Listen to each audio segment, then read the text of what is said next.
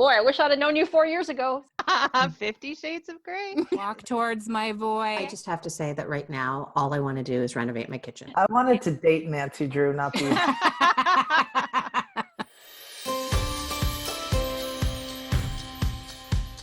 Hi, I'm Laura. Hi, I'm Sarah. And I'm Kim. This is Nikki. And I'm Louise. Hi, and welcome to the Best Parts Podcast, where we invite you to pull up a chair and think about your best parts, which are all your parts. Hello, everyone, and welcome to episode 3 of The Best Parts. This is Nikki, and today we'll be talking to the awesome, the fabulous, the amazing Louise Neil about finding work that fits. Hi, Louise. Hi, Nikki. Louise is talking to us from the party in the cool apartment known as Canada, eh?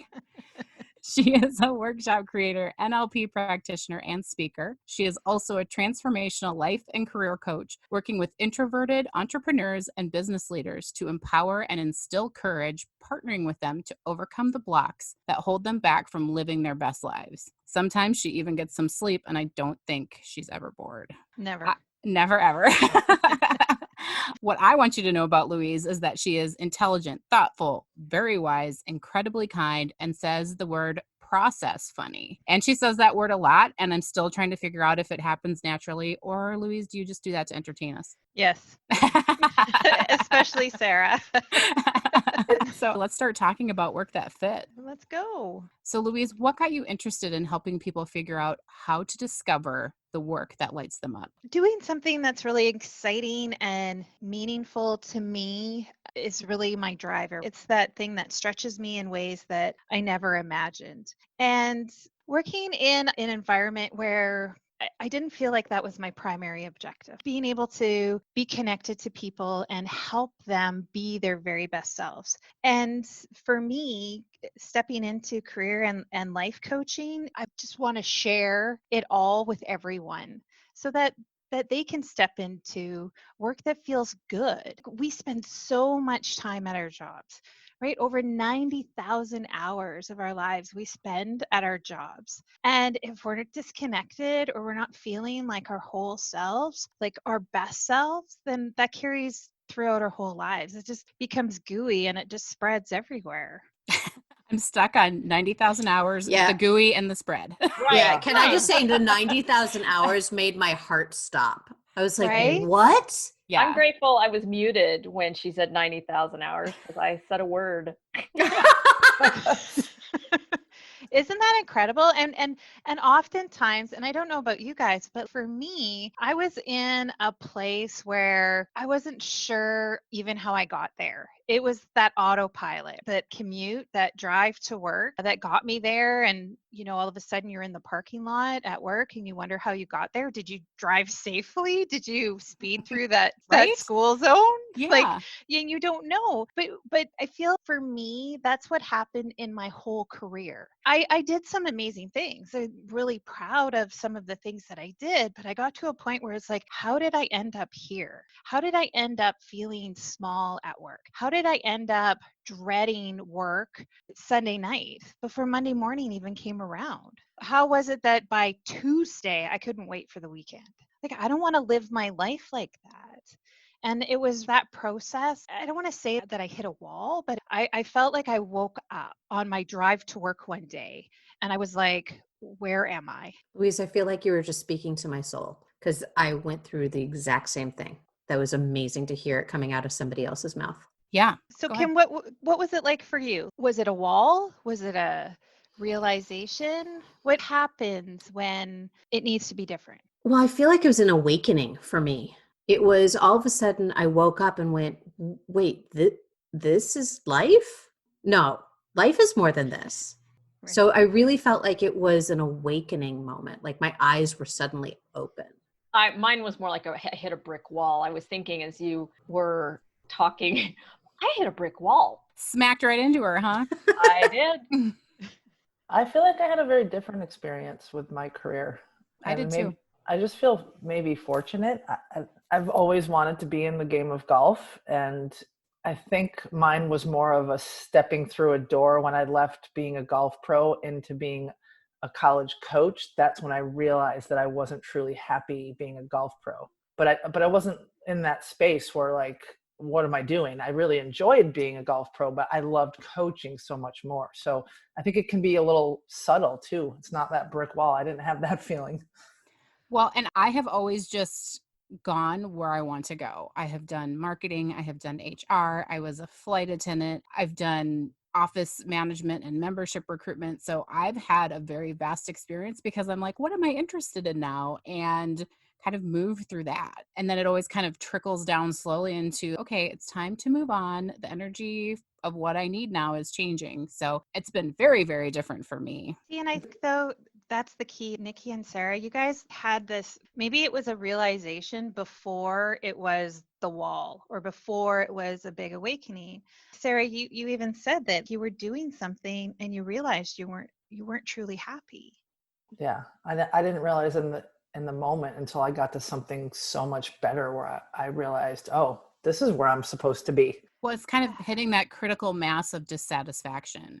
Sometimes it's like a hard wall, and sometimes it builds and builds until you get to that point where you say something needs to change because this is not okay anymore. Yeah, we get deficient on fulfillment. And then we start searching for it. And then sometimes too, then we get all confused, right? Oftentimes it's like, can I really leave a job? Can I really do something else? Is there really something more? If there's rent to pay or a mortgage, there's kids, there's family, there's obligations, there's healthcare and pensions and benefits. There's all kinds of stuff that somehow weave itself into your life. And is all of that more important than being really fulfilled? How do you figure that out? There's a balance, there's a flow, but oftentimes we just get so stuck. We're so busy paying the bills, doing what we're supposed to be. There are air quotes there. Doing what we're supposed to be doing. Louise, I love that comment of deficiency of fulfillment because I Yes. think I recognized that deficiency long before I had that moment of awakening. Or maybe, I don't know. I don't know how it happened, but I definitely recognized that deficiency. Maybe the deficiency is what caused the awakening because all of a sudden it was like, wait a minute, I'm not actually fulfilled. And oh, by the way, this is my life and I get to make that choice. Well, and it's interesting too, because something has to be uncomfortable for you to initiate change. Yeah. And Yeah. sometimes it has to build up for it to be uncomfortable. It's not the first drip of water on your forehead. It might be the 10th or the 100th, but eventually, even if you're asleep, you're going to roll over out of the way of the drip of water. So it's that discomfort that sometimes needs to just build up. Yes, I'll tell you my hitting the wall story. I actually loved my career. I came into a career very early on. I always wanted to be Nancy Drew when I was a kid. Oh, here, me too. I wanted to date Nancy Drew, not be. And I ended up doing, out of college, worked in a fraud detection unit for credit card companies. Over time, I moved around. I moved all over the country. And then I moved into e-commerce fraud detection, trying to stop online order fraud. I'd move somewhere for a job, and then they would close the division down. And that happened to me 3 or 4 times. Probably people at some point were afraid to see me coming because that meant that the office was going to close down. Finally, the last time it happened, I was like, I am out. I am not doing this again. I cannot stay here. And I hadn't realized that I wasn't satisfied in the job, though all of the markers were there. And it's interesting, Kim, what you just said about, oh, I don't have to do this. And it was like hitting a wall or a cold bucket of water to realize, you know what? I don't have to do this anymore. I don't have to do this. I can find something else to do. And it was scary as hell too. But yeah, that was my hit the wall moment. I know Louise has some thoughts about the word pivot. I would love to hear your reflection on that and your thoughts on the magic of the pivot or when to not pivot even. You're merrily going down this road and we're going to just veer off to the left and we do something slightly different or that kind of fits, but it's not too big of a change. And then maybe we go a little bit farther and then we veer off to the right now and we weave our way. We make these small changes. But what happens when we get to a point where it's more than a change? What if it's more than a turn that we want to take? What if it's a leap? How do we leap when what we feel, that fulfillment that we desire, feels like a really big stretch? Well, and even more than a stretch, like you said, it's a leap almost from one path to another. And you might not be able to see the path quite yet that you're going to land on. Yeah, it's like I imagine for myself, I envision myself, I'm trying to cross a stream and there's some rocks and weave your way and you get into the middle of the stream and all of a sudden it's, well, where's my next step? And you see this rock out in front of you. Oh, can I do that? What if I do that? What if it's slippery? What if I fall? That's a really big leap. Or is it? Can I step there? So you go through all of these things, but in the meantime, here you are, you're stuck. You've stopped moving. Well, and to kind of continue this analogy with a bit of a career renovation focus, you're in a job and you're on that rock and you see a lot of options in front of you. Some of them you may not even see because they're just below the surface of the water. But what are some of the options for people to help them make that decision? Well, yeah. And I mean, really, it's being open to the sometimes we don't even know what we don't know. And the possibilities could be endless. But digging into that, what is it that I don't know? How do you get to know that? And really connecting with your insides. Because I think that's what the goal is. How do I match who I am on the inside with what I do on the outside? So I don't feel like I'm an imposter. So I feel like I belong. So I can show up in a place where I can fully be me. So I can put all of my best parts out on display and be okay with that. Sometimes we find ourselves in a place where we can't be ourselves. For me, I'm an introvert finding myself in a very extroverted organization, in a very extroverted place. I kept feeling like who I was wrong because I didn't know how to show up. I didn't know how to be an extrovert. I know one of the gifts of what you do is to help people recognize they don't have to change who they are, how they are, what they like to show up in their job for that 90,000 hours of your life. You are excited to help people find work that fits like a glove.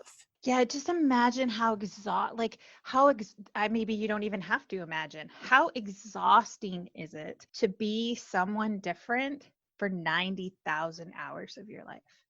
To try to fit in somewhere. Oh my gosh, I want a nap right now just thinking about that. Ugh, Right? thinking, Right? yeah, 90,000 hours of not being satisfied in a job. I've seen people go through that, and I feel like I've been fortunate. I've maybe 20% of the time I feel that way. So I can't imagine. I'm thinking about how much easier it would have been to have made that transition if I'd have had a guide. So, Yeah. wow. Louise, when you said taking the leap, my heart kind of fluttered a little bit. So you have a client coming to you that wants to take that leap, but they're stuck on the ground. How do you guide that client? Well, I think with any opportunity, the fact that you're stuck, the fact that you're here at a place now that you're like, okay, what's next? What's more? It's why I'm a career renovation specialist. I link it to this idea of, before you renovate a room or a place in your house, that's how I grew up. There was always renovations going on. So before you know maybe what you want, this room needs to change. You know that you have this dream of the dream kitchen. I don't know about you guys, but it's always about the kitchen. It's the Yes, heart of the home. and it Right? has to have a big island in the middle of it.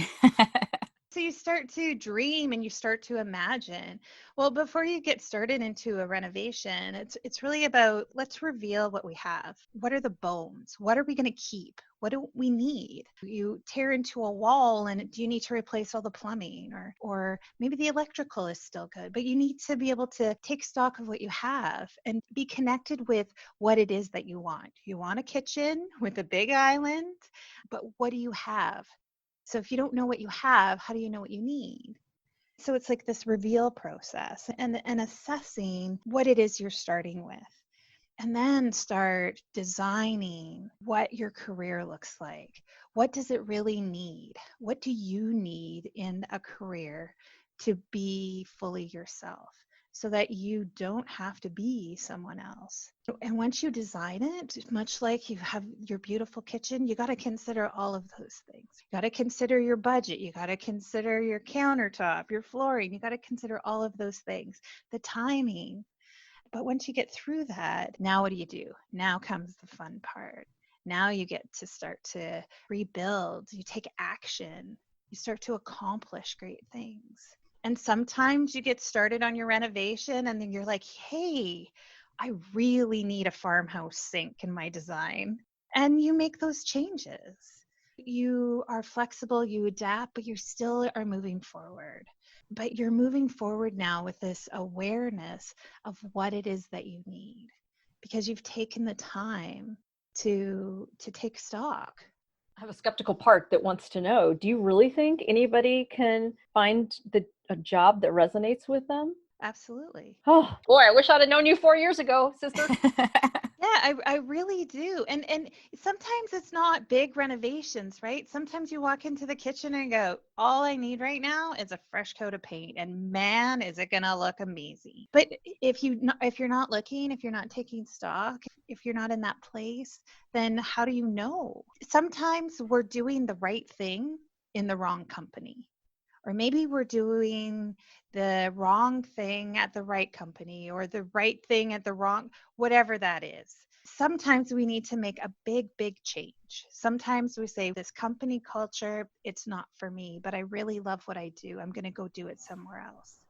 So how do you identify whether it's the wrong company or the wrong thing that you're doing? Yeah, you have to ask those hard questions. What is it that brings light into your day?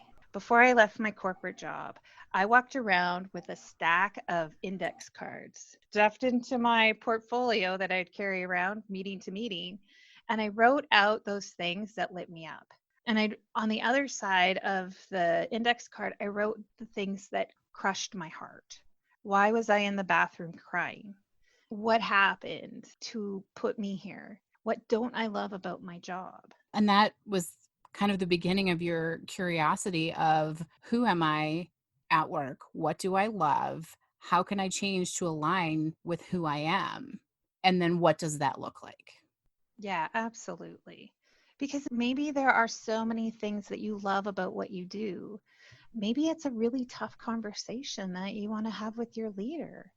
To say, hey, this is where I want to be. Or this is something I'm really interested in. Can we make it work? Can we bring more of that into my life, into my job? Sometimes those are tough conversations to have, but sometimes that's the coat of paint that you need. I think also sometimes there are things that come easily to people that they don't even consider as a possibility for a career. Well, yeah, because I don't know about you, but growing up for me, my folks worked very hard. All my parents, blue collar workers, worked very, very hard. Left in the morning, worked hard, came home exhausted. Work is hard. Work is hard. But is it? If there's something that you really love to do, is it hard? And so those easy things, sometimes we don't even consider being an avenue or a path for work or as a career, because we have this story about work being hard. That's right. I was just thinking that as you said that, Louise, is we have a story. This is what we learned, or most of us may have learned, is that work has to be hard. Nobody likes their job, and that's just life, but it doesn't have to be that way.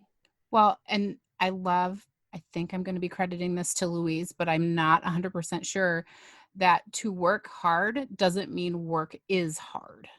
You can put your head down and work hard at something you really love, and it's not hard to do. Absolutely. I totally agree with that, because I was just thinking about my job and I'm like, there's things that are very difficult in my job, and I love tackling those difficult things. And that's how I know I'm in the right career, because Right. work can be difficult, but it's not like the harder I work. I've definitely had those parents, Louise, where, my dad worked really hard and my mom the same. She was a nurse and would come home with stories, and I would see them. I don't think they were fully satisfied in their jobs per se. And I agree with you. I think that's what we're grown up seeing, and it is a story. And, how do you break that story?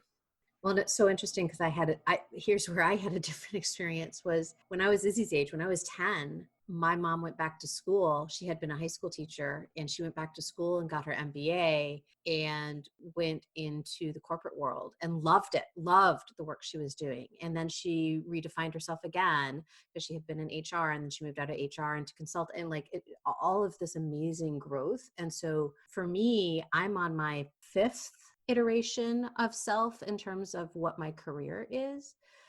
Because I find it, although I spoke earlier about that awakening moment, that was about a job that I had, not necessarily about what it is that I want to do, because I think that I know what I want to move on to long before I have that awakening moment. And it's happened so many times in my life. But I didn't have, my dad had the same, he was a college professor and he loved his work, and it was never work for him. And that was very, very clear for me. So I just had a different story where you find what you love.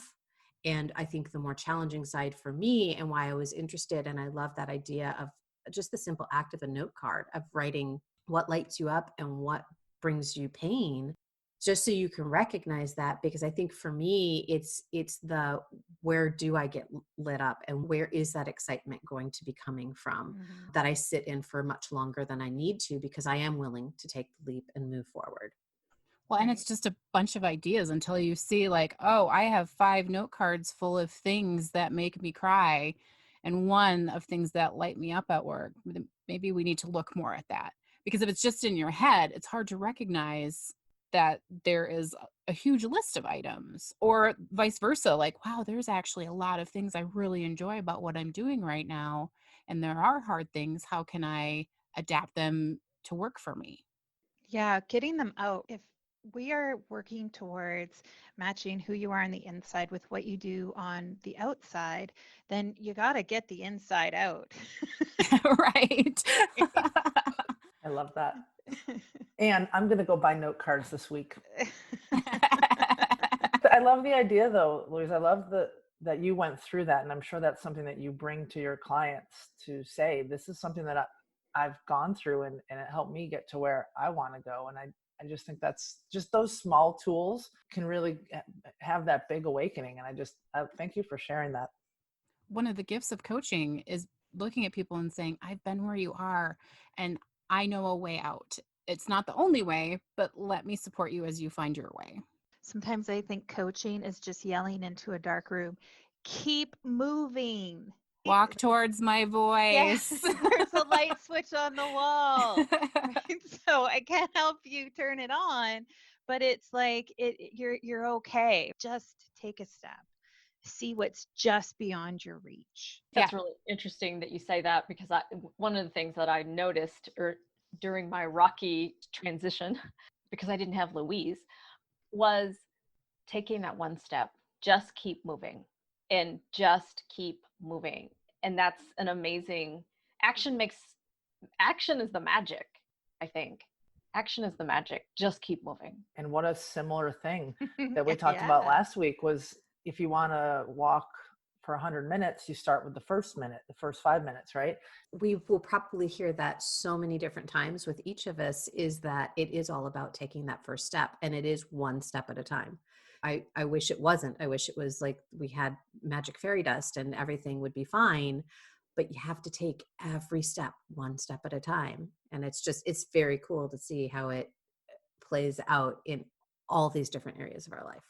I think it's the first step, it starts the motion, it starts the action, it starts the momentum. And sometimes there's big leaping steps, and sometimes you're shuffling your feet, hoping you're moving along.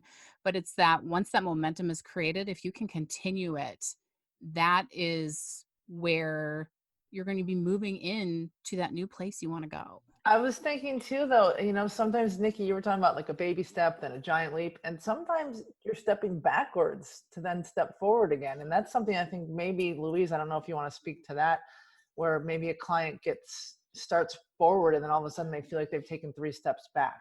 And then what? Or they need to take 3 steps back because they're going down the wrong path. Well, and also there's also option Q, or whatever we are at. But what if I just need to be, what if I need to be here? What if I just need to be still? So what if I need to lick my wounds for a moment? What if you get fired from a job? You're not running down the street. Well, maybe you are running down the street skipping and shouting, but sometimes it really hurts, right? Sometimes it really hurts, and sometimes because we attach who we are with what we do in our jobs so much that sometimes those wounds just need to be licked, and we just need to take a breath, but we do it intentionally. I think when you stop and have a look around, that's different than being stuck. Intention, it all comes down to intention. And it is I don't know if it is a step back, because it is a step. It can be in any direction, and it's still movement, it's still being curious, and we all bring that to our coaching. What would happen if? Yeah. I love that. I talk a lot about intentional stillness in the work that I do with my clients. And I don't think we give enough space to that. And I love that you think about that as well, that stillness is still a step. It's still a choice. And sometimes we really need that before we can move forward. And I'm pretty sure I had that job loss where I was skipping down the road at least once in my lifetime. Well, and I love that too, because I think it's the intentionality that is actually the movement. Where if you just stop and, okay, I'm stuck, that sticks your feet to the ground. And if you say, I am stopping because I need to evaluate what's going on, there is still momentum and action and movement in that intentionality. Mm-hmm. It is not a stuckness. It is a mindful, slow, energetic motion as opposed to a physical moving forward motion. Intentional sloth mode. Oh, that sounds nice for this afternoon. Right? I think we all need a little intentional sloth mode. I got a sloth as my spirit animal. Why does that not surprise me? Think about it. All you do is cuddle, poop, and that's it. Eat. Oh, Yeah, eat. food is involved. All the good things. And I'm sure there's some sort of procreating, although can you imagine? Never mind. It'll be Yeah, very never slow mind. motion. Very slow motion. See, mine is the otter. The playfulness, the Oh, floating and holding totally. hands and Yeah. just having a good old time. I see that too. So is there anything else you would like to speak into the space, Louise, before I have you tell all the places that we can find you? No, I love our conversation today, right? We all come from different backgrounds, and we all have found ourselves in whatever direction it was, jump, leap, crawl, whatever we needed to do. We found ourselves here at this moment doing something that absolutely lights us all up. We've all been able to find work that fits like a glove. Are we going to be doing the same thing 5 years from now? Probably not. I hope we're still doing the podcast, but other than that, like we're all going to be evolving. We're going to find our way through this again and again and again. We're going to become masters at reinvention, I think, and it's either big reinventions or just these small little tweaks. And we're going to keep moving forward from where we are, just staying connected with who we are. And that's the gift of knowing who you are, that as you are growing and evolving in what you do, you know how to adapt that or change that or move through that because you know who you are and you know how you want to show up for those 90,000 hours. I still can't get over that number. I just can't. I do want to say that I love what you just said, Louise, about reinventing yourself. And I'm getting used to that. I'm getting used to reinventing because what I thought I wanted to do 2 years ago is evolving on a monthly basis. And it is fun. It's fabulous because you get to create something new as needed and as the world needs it. And so I love that you pointed that out. And that's a new behavior for me, to be comfortable in shifting my focus. I think that's definitely a value and a gift that you and the rest of us can bring to the world.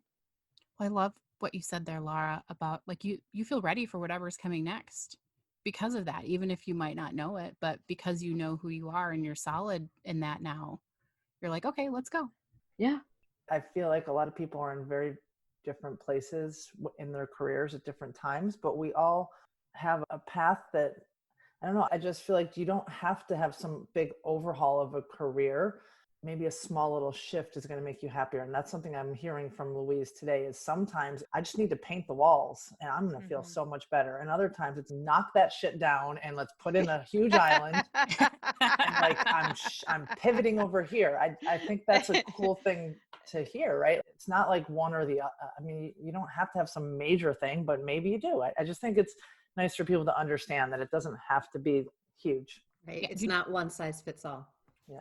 Yeah, you don't have to overhaul everything. Maybe you don't even need a contractor. You just need a painter to come and help you get everything done. You know, I just have to say that right now, all I want to do is renovate my kitchen. Like, Seriously. seriously, this conversation is making me go downstairs and be like, okay, honey, we're home. We're both home. Let's tear down the walls. Exactly. Right? So thanks for that, folks. Yeah. That's You're welcome. $30,000. Yeah. Thanks. Well, Louise is a career renovation specialist. So if you need help with that, Louise, I would love for you to tell the people all the places they can find you and whatever you have coming up that you'd like to share. Yeah, I can be found online at louiseneil.com. I'm most active on LinkedIn, so look me up there and please connect. I'm also on Instagram as mylife.project. And what else? Oh, coming up, one of the things that I'm really connected and passionate about is finding our way together. So I am launching a group in the fall where we can all together go through our career renovation and look at what it is. How do we assess? How do we design? How do we accomplish? And together supporting each other in a group. So that's coming up in the fall. I'll also have some workshops coming up in the fall. So the best way is to connect with me on LinkedIn and through my website so that you don't miss out on some of the great things I have coming up. Awesome. All right. You ready for the lightning round? Oh, yeah. Let's Bring it on, huh? All right. Here we go. We're going to start easy. Coffee or tea? Coffee. Like right now, I'm drinking coffee. The way you said that word coffee stirred something up in me now that I want coffee after hearing you say that word. Was that a pun? It stirred something up in you? It was an unintentional pun, but yes. Wah, wah. I'm here all week. All right. And because I know you have both, dog or cat? That's like picking children. Like, who's your favorite? I will have to say dog, I guess, because I don't own a cat. So my dog has a cat. So you picked the dog and he picked the cat? Yes. And really at the end of the day, and Laura, you will probably agree, cats don't have owners. So, right? They have people. They own us. Yes. Yeah. All right. Black and white or shades of gray? 50 Shades of Grey. Oh, It's your question. You answer it your way. Or is that for our best parts after dark? Podcast I mean, it is number now. 6. You still have to answer the question. I think I did, didn't I?